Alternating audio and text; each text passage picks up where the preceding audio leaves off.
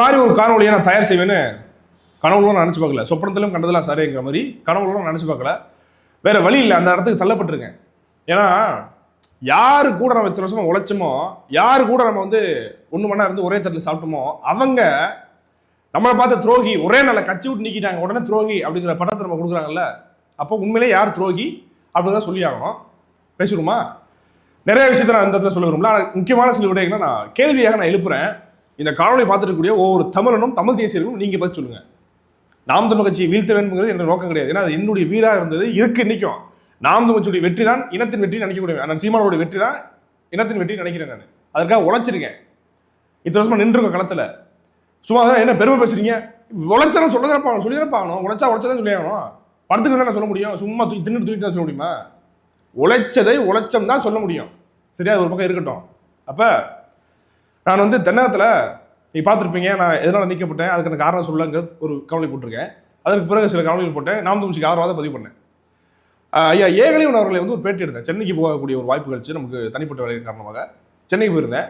அப்போ ஐயா ஏகலைவன் வந்து பார்க்கக்கூடிய வாய்ப்பு இருந்துச்சு. ஐயா வந்து தம்பி பேசலாமா அப்படின்னாங்க. சரி பேசுவாங்க. என்ன நம்மள ஒரு பேட்டி எப்பவுமே சென்னைக்கு போனால் ஐயா வந்து பார்ப்பேன், நான் ஒரு பேட்டி கொடுப்பேன், அவர் எடுப்பேன், இது சகஜம்தான். அது மாதிரி ஒரு பேட்டி எடுத்து போட்டிருந்தேன். அதில் வந்து ஒரு நடுநிலையாக வந்து தமிழ் தேசியர் வந்து இங்கே இருக்கக்கூடிய பலர் வந்து எப்படி விமர்சனம் வைக்கிறாங்களோ அந்த விமர்சனத்தை ஐயா ஏகலைவன்கிட்ட சொல்லி இந்த மாதிரி சொல்கிறாங்களே அப்படின்னு பதில் சொல்லுங்கன்னு சொல்லி கேட்டிருந்தேன். ஒரு பேட்டி போட்டிருக்கேன், தென்னக சேனலுக்கு போய் பாருங்க.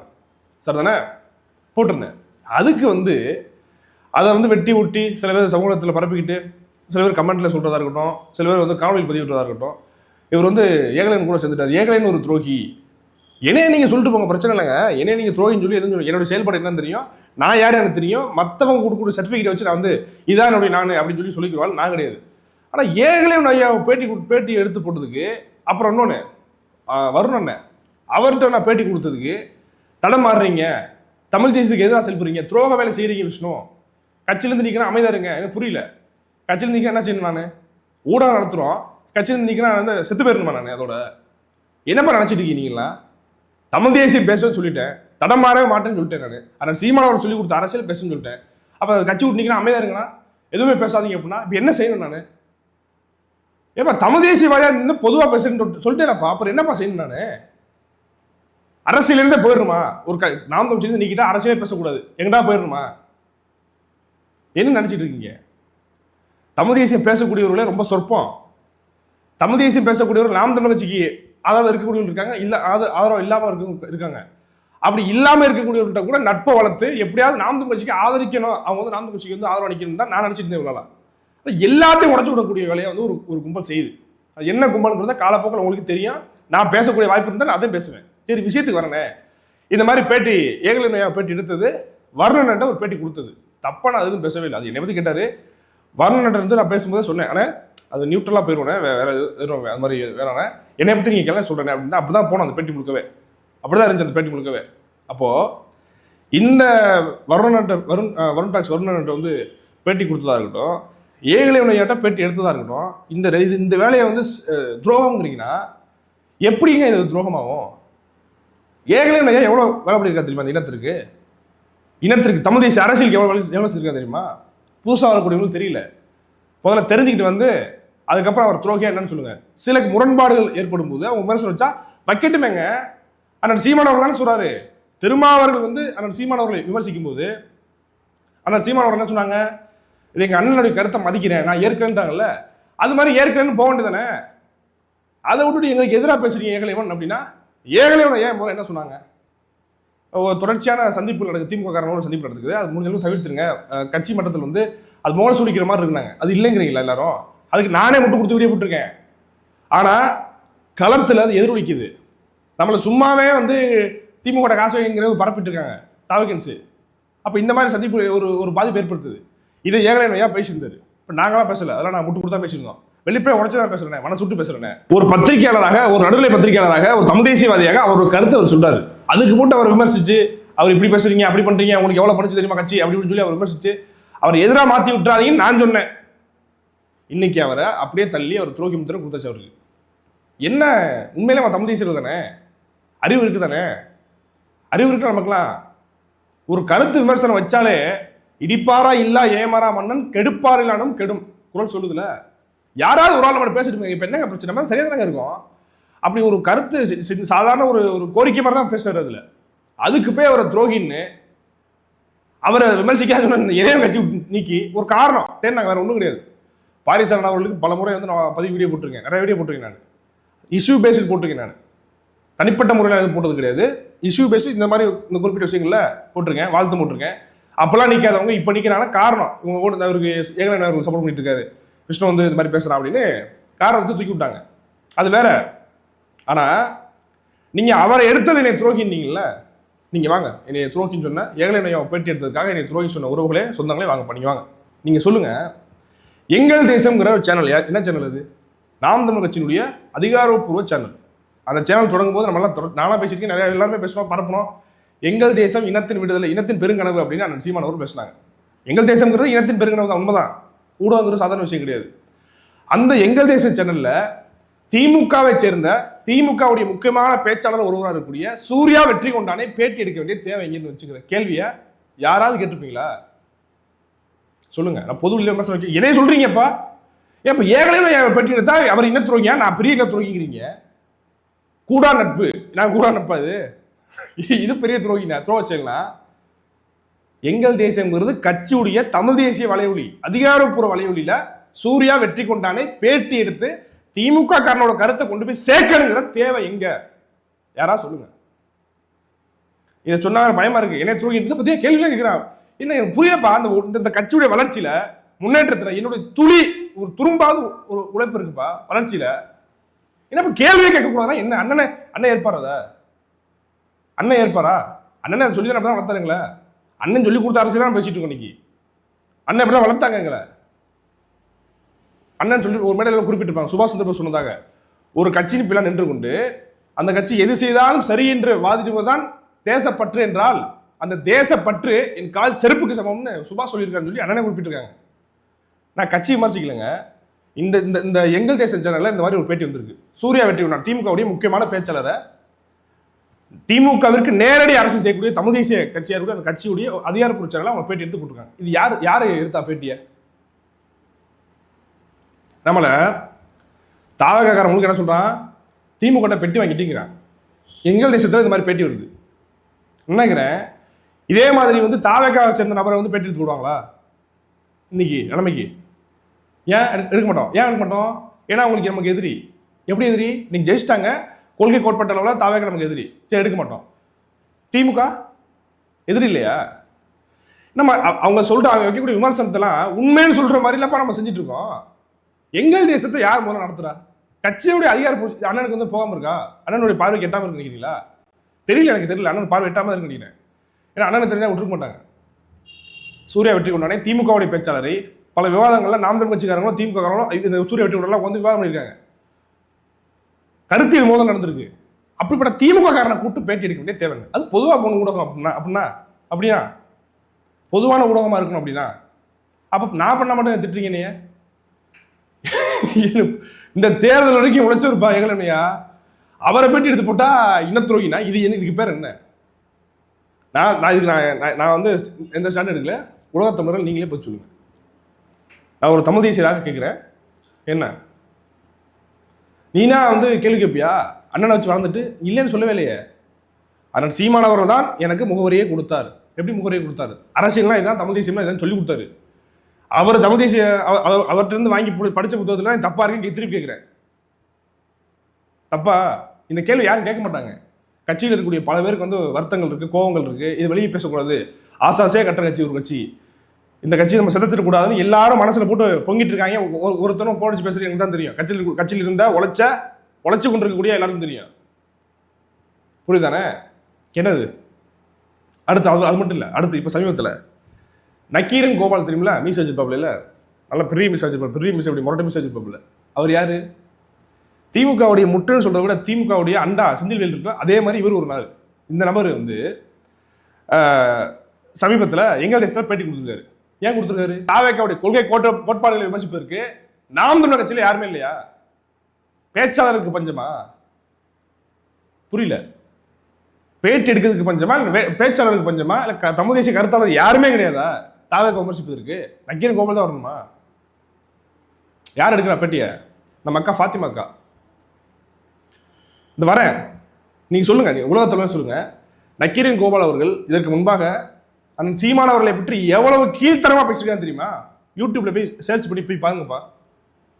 தமிழ் தேசிய கொள்கையை பற்றி, அண்ணன் சீமான் அவர்களை பற்றி, அண்ணன் சீமான் அவர்கள் பேசுறதை பற்றி, கட்சியை பற்றி எப்படிலாம் கீழ்த்தரமா கேவலப்படுத்தி பேசுறான்னு தெரியும். அவர் வந்து முழுக்க முழுக்க கருணாநிதியுடைய தத்து பேர மாதிரியே பேசுவாப்புல. புரிஞ்சுங்களா உங்களுக்கு? இவரை வந்து எங்கள் தேசத்தில் பேட்டி எடுக்கிறாங்க. என்னங்க தேவைன்னு கேட்குறேன் நான். இப்போ இவங்க திமுக காரங்க வந்து திமுக வந்து நாம் தமிழருக்கு பெட்டி வாங்கிட்டாங்கன்னு சொல்லி பரப்புறாங்களா? அது அவதூறு தான். அந்த அவதூறு கருத்து இருக்குல்ல, அந்த அவதூறு கருத்தை நிரூபிக்கிற மாதிரிலாங்க இந்த பேட்டிலாம் இருக்கு. எதுக்கு என்ன தேவைன்னு கேட்கிறேன் நான். எங்கள் தேசத்தில் நக்கீரன் கோபால் அவர்களை பேட்டி எடுக்க வேண்டிய தேவை என்ன? நான் ஏகலைவையாக எடுத்தா இனத்துரோகம், இதுக்கு பேர் என்ன? ஃபாத்திமா கதை எடுக்கிறாங்க. அதுல ஒரு குறிப்பிட்ட பேட்டர் என்னன்னா, அதுல வந்து அக்கா கேட்குறாங்க, 41 பேர் இறந்து போயிட்டாங்க. அந்த 41 பேர் இறந்து போனதை வந்து நம்ம விஜய் வந்து அரசு செய்யறாருங்கிறது நம்ம மாட்டு கருத்து இல்லை, ஓகே. ஆனா அதை வந்து எங்க இவங்க இந்த அன்பின் மகேஷ்லாம் போயிட்டு அழுதாங்கல்ல, செந்தில் பாலாஜி அன்பின் மகேஷ்லாம் வந்து ஆக்ஷன் போட்டாங்கல்ல, அழுகிற மாதிரி கண்டிஷனை ஃபாலோ பண்ணுறாரு. அதை அவர் வந்து சொல்றாரு, அக்கா வந்து மறுப்பு கேட்காம அப்படியே இருக்காங்க.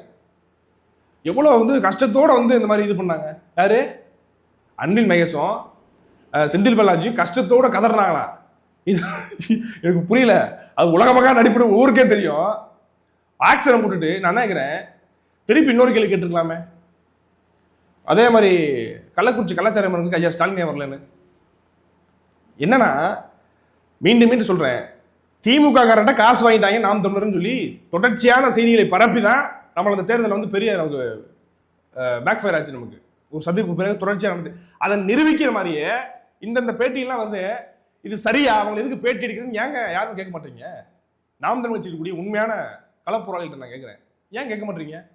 கேட்டால் கட்சியில் இருக்க மாட்டீங்க. இப்போ என்னை சொல்றாங்கிறதுக்காக நானே பேச வரேன். இல்லைன்னா இதை அவங்க சொல்ல வேண்டிய தேவை எனக்கு இல்லை. நியாயமா இல்லையா? நக்கீரன் கோபுரம் வரணும் பேட்டி எடுத்து போட வேண்டிய தேவை என்ன? ஃபாத்திமா தான் எடுக்கிறாங்க. அடுத்து ஃபாத்திமா கிட்ட வரேன்.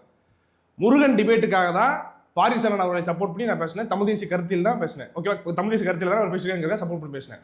அதுக்கு எனக்கு அழைச்சது அக்கா தான். என்ன தம்பி இந்த மாதிரி பாரிசலனுக்கு சப்போர்ட் பண்ணி பேசுறீங்க? அக்கா தான் சொன்னாங்க. அக்கா நான் சொல்றேன் இந்த மாதிரிக்கு அந்த மாதிரி சொல்லி விளக்கம் கொடுத்து சொல்றேன். அந்த விளக்கத்தை தான் இன்னொரு தடவையும் காவலியாக போட்டேன். சரி தானே? நட்பு முறை என்ன பயம் முறை எப்படி பாரியா வந்து ஆதரிச்சு அந்த டிபேட் சொல்லி ஆதரிச்சு மாட்டுக்கத்தில் நான் சொல்ல அது வந்து சரிதானே? ஓகே.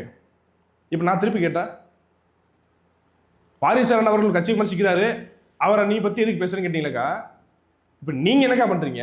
நக்கீரன் கோபுரம் நம்ம வாழ்த்திட்டு இருந்தாரா? தமிழ் தேசிய கருத்து பேசிட்டு இருந்தாரா? சீமான் அவர்கள் முதலமைச்சரானு பேசிட்டு இருந்தவரா? அவர் எதுக்கு நீங்க பேட்டி எடுக்கிறீங்க? என்னை இப்போ கட்சி விட்டு தூக்கணுக்கு எதுக்கு கற்றுக்குறீங்க? இது என்ன மாதிரி செயல்? அப்புறம் நான் என்ன துரோகியா?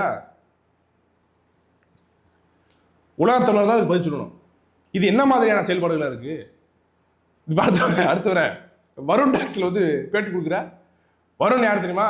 அண்ணன் வந்து கேள்விப்பட்டு இல்லைன்னு சொல்லவே இல்லை நான். அவர் ஒரு சேனல் வச்சிருக்காரு, புரியுதுங்களா? எனக்கு தனிப்பட்ட முறையில் வந்து எனக்கு அவருக்கு ஒரு நல்ல ஒரு நட்பு இருக்கு. தனிப்பட்ட உறவு இருக்கணும். அண்ணன் தான் சொல்லியிருக்காங்க தனிப்பட்ட உறவு இருக்கணும் அப்படின்னு. எனக்கு தனிப்பட்ட முறையில் வரணும் கூட இருக்கு. அவர் ரொம்ப நாளாக வந்து கேட்டுட்டு இருக்காரு பேட்டி. என்ன விஷயம், சென்னை போட்டு வந்தால் அவர் பேட்டி கொடுத்துருப்போம் அப்படின்னு. அதுக்கு நேரம் அது சரியாக வரல. நிறைய முறை போயிட்டு வரோம், வரல. சமீபத்தில் சந்திக்கக்கூடிய வாய்ப்பு கிடைச்சு. சரி வாங்க நான் பேசணும் இவ்வளோதான். வருணன்ட்ட பேட்டி கொடுத்தது தப்பு, இனத்துரோகம்னா இதே வருண் டாக்ஸில் வருணன்ட்ட இடுமோன கார்த்தியனே பேட்டி கொடுத்துருக்காப்புல. எப்படி பாரிசலன் அவர்கள் நம்ம விமர்சிக்கிறான்னு சொல்றீங்களா? அப்படி விமர்சிச்சுட்டு இருந்த காலகட்டத்துக்கு பிறகும் இடுமோன கார்த்தியனே கொடுத்துருக்காப்புல. அப்போ இடுமோன கார்த்தியனை இன துரோகியா? இன்னைக்கு சொல்லுங்க. இப்போ நான் இன துரோகியா, அவங்க என்ன அவர் என்ன இன துரோகியா?